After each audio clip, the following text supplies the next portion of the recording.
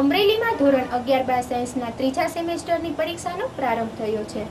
અમરેલીમાં નવી શિક્ષણ નીતિ મુજબ ધોરણ 11-12 સાયન્સના ત્રીજા સેમેસ્ટરની પરીક્ષાનો આજથી પ્રારંભ કરવામાં આવ્યો છે, જેમાં પોલીસ બંદોબસ્ત વચ્ચે શાંતિમય રીતે પરીક્ષા લેવામાં આવી હતી।